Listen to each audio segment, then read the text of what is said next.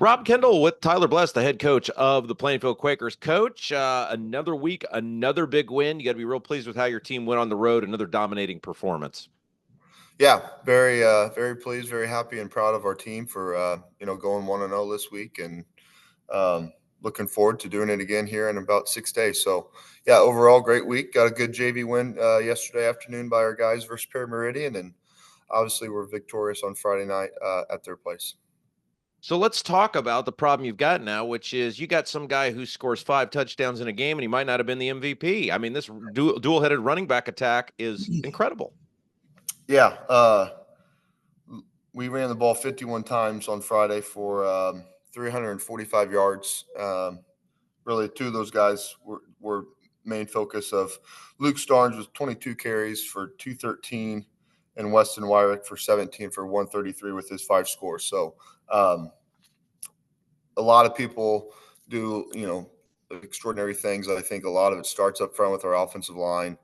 Guys like Tommy Spilker, Matt Lazaro, Harrison Lehman, Braden Wachtel, Wrigley Matthews. Those are our 5 starting offensive linemen. I believe we played 3 tight ends on Friday. Brandon Hendry, Devin Diamato, Cohen Moore. Our receivers have completely bought into what we're doing on offense.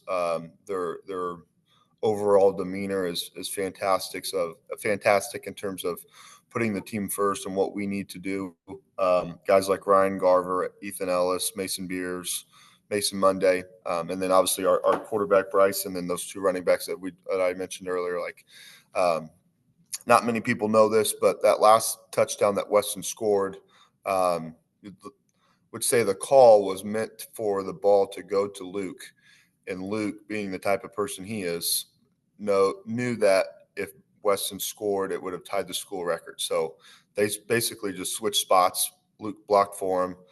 Weston got the handoff. Weston goes in for the score. So that kind of tells you the type of person that Luke Starnes is, but very selfless, very humble, putting the team first, wanting to see his teammate get 5 touchdowns in a game is special. So it's a great problem to have. I think it really helps our offense even more. Of you can't just defend Luke. You have to now respect both of them. I think they both do really good things, like I mentioned in last week's show. But very proud of our offense of doing what we say we're going to do, but also backing it up week in and week out, and having to do that in practice and in games has been very, very successful for us so far.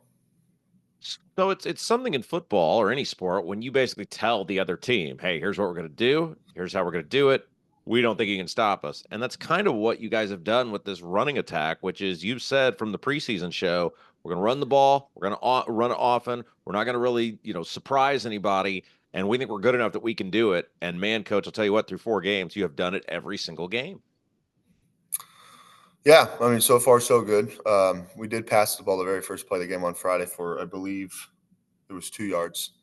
I give our quarterback a hard time, but honestly, I feel. I mean, he was 5 of 6. Like he's managing the game. He's doing exactly what we've asked him to do. But in terms of our demeanor and our philosophy for running the football, we're not shying away from it. I was very open about that this offseason with our players. We told our defense, like, hey, this is what we're going to do. We might go 3 and out. We might go on long drives and eat up clock and save your guys' energy. So we're not trying to hide it from anyone. I don't think you can now. We're going into week 5, and there's plenty of tape out there. But I think a lot of it's just mentality of, we've got veteran offensive linemen. We've got veteran tight ends. We've got 2 really good running backs. Like, we're in a good position, but we've still got a lot of work to do. We're not a finished product. Not yet, and we're going to continue to work at it. So I'm very, very pleased so far, though. Yeah, one of the things, too, that's kind of getting lost in the shuffle is you've had some pretty good defensive performances. I suppose it's also easier to play defense if the offense is on the field the overwhelming majority of the football game. Yeah, I've been very pleased with our defense the last couple of weeks. Guys like Carson Cole. Carson had 11 tackles on Friday night, which is really good for him. Tyler Simic had 9. We held them to 96 yards rushing. They threw it a little bit more, but overall. Like we got them off the field. They got a score right before halftime. Got a few penalties on us. We kind of just, I don't know, we're in a little bit of a different funk there. And then I believe they scored again in the third quarter. But I really thought that kind of how the momentum flipped coming out of halftime. They got the ball. I believe they got a first down. They were kind of, I wouldn't say they were driving yet, but they were heading in the right direction. Jacob Lackey gets a pass deflect, and Ty White goes and intercepts it, and that turns into a score for us. So I really do think our team has fully understood the effects of what complementary football has done for us, especially from week 1 all the way to week 4. So very pleased with our defense. Our kids are stopping the run. We're defending the pass better. We're hitting our run fits much better than we were earlier in the year. And the kids are healthy and getting after it. So very, very happy for our defensive staff, very happy for our defensive players. And we get to go do it all over again this upcoming week. All right, let's thank our sponsors that make our broadcast possible each week, both on the Coaches Show and the play-by-play broadcast. Remax Centerstone, Julia Burbridge, Gunnell Financial, Crone Family Construction, MyIT Indy, Ryan Grimes, I-70 Wrecker Service and Garage, BGW Construction LLC, Legacy Motorsports, Crest Point Real Estate, Chris Pearson, Selwood Jones, the Stewart Home Group, and Ellison Associates. So, Coach, obviously we're at week 5. We always talk about how fast the high school football season goes by. We'll be past the halfway point as of the completion of Friday night's game. At this halfway point, it sort of seems like when we did that preseason show back in July, it sort of seems like the season is going as you wanted. It's right on pace, and everybody's kind of doing what you envisioned them doing.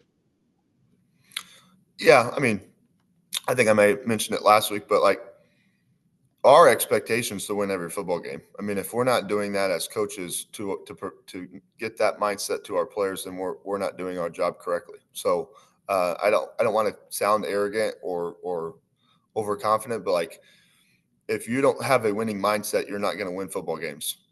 So I think we have done a tremendous job of being positive, but also, hey, visualize your success, whether that's on a Monday, pro padded practice or a Friday night at 7:00. Like you need to visualize yourself having success. You need to visualize your teammates having success. And you need to have a winning mindset to do winning things and to do what winning requires. So I think our kids have really bought into that in terms of the visualization. But it's starting to turn into Groundhog's Day where every day is, a practice or a meeting or a game, or you get into a nice routine of things. But yeah, it's moving along like it always does. It kind of goes by in a blink of an eye, but it also feels like it's long and there's never an end in sight. You ask my wife. Yeah. Ask my wife. She thinks it should be Thanksgiving already. I'll get to that in just a second, but you grew up in a football house, and obviously I remember talking to your old man numerous times. Obviously, we did this with him for years. And you guys, they'd win big games, and he just never seemed happy. And I was like, is this guy ever happy, or is it like just is this the way he does things? Like, I'm curious what you kind of took from that. Like, how do you handle big wins with the team? Do you sell it? Do you say, hey man, great job, or is it just like, hey, it's another week, that's done? Like, how do you handle success with your team? Yeah, I don't think you should ever complain about how you win a football game. Like it's hard to win a football game, whether it's youth league, it's middle school, it's high school, it's college, it's NFL. Like if you're not enjoying the wins, at least for 24 hours, I don't know the exact time, then you're just probably going to be pretty miserable. Like I'm happy that our kids won because we went on the road. We played a really good team in Perry Meridian that we knew was going to be very aggressive. They play hard. They're not going to quit. They're going to go to the whistle. They're going to execute. They're going to try to run the ball. Winning games like that, you should have a little bit of pride in yourself of like going on the road and accomplishing those things, especially if you're a high school, student athlete. So I get more happy for our players than I do like any personal, gratification. Like, yeah, I'm happy that we won and I'm the head football coach and all that stuff. But like, these are kids that have invested their time and their energy for the football program. And now they're seeing all that hard work starting to pay off with wins on Friday night. So all the things that we made them do in June and July and early August and fall camp is starting to show off now in terms of their, the work that they put in. So I get more gratification and happiness to see our kids being happy for being successful and making plays and being excited for each other.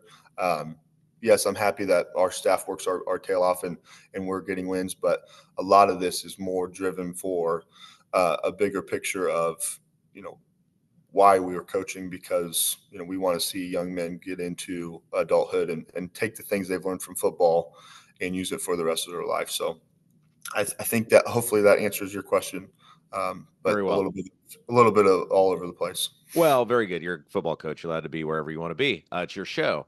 Um, Obviously, we'll get to Greenwood here in just a second. And look, I know it doesn't mean anything in terms of we don't seed high school football yet. Everybody starts the postseason the same.